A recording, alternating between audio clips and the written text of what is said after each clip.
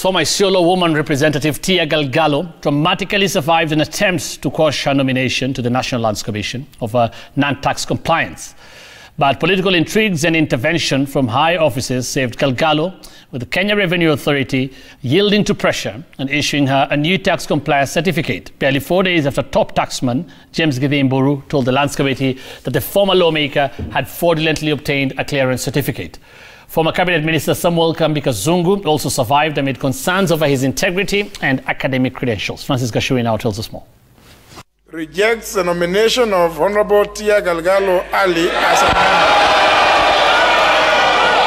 member. From the onset, Tiyah Galgalo's nomination to the lucrative and influential National Lands Commission had split the august house. Other members, take your seats. Take your seats.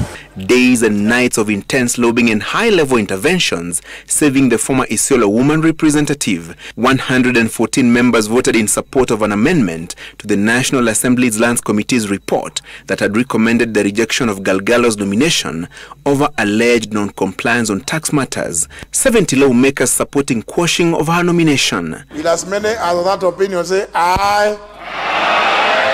It has many as of the contrary opinion say no.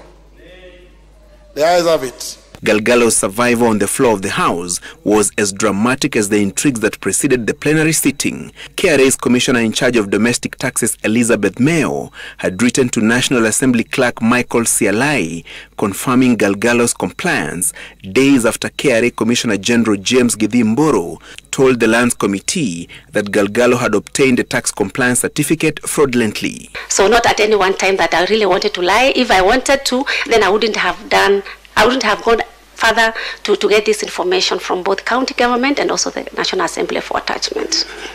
Sources disclosing that KRA top bosses yielded to pressure from high offices to save Galgalo, who is allied to the Embrace Kenya movement that supports the pact between President Uhuru Kenyatta and ODM leader Raila Odinga, popularly known as the handshake. Those political undertones all too clear in the House. We must be faithful, Honorable Speaker, to our own rules and procedures.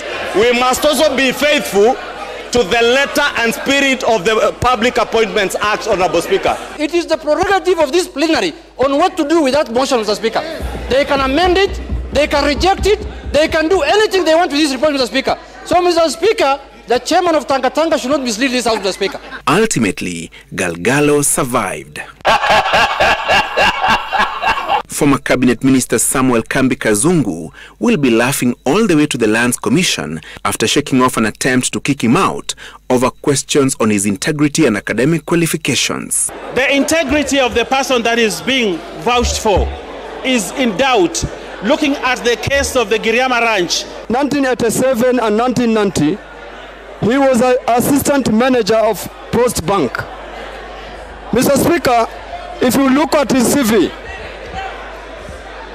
it indicates that during the same time he was in secondary school. This means that he was lying to the committee, Mr. Speaker. Other nominees who cleared the parliamentary hurdle and now await appointment by the President are Gashom Otachi, who is the NLC chairman designate, former Cabinet Minister Esther Murugi, former Egerton University Vice Chancellor Professor James Twitoek, Gertrude Nguku, Reginald Okumu, Hubi Hussein Alhaji, and Alista Muremi Mutugi. Francis Gashuri, Citizen TV.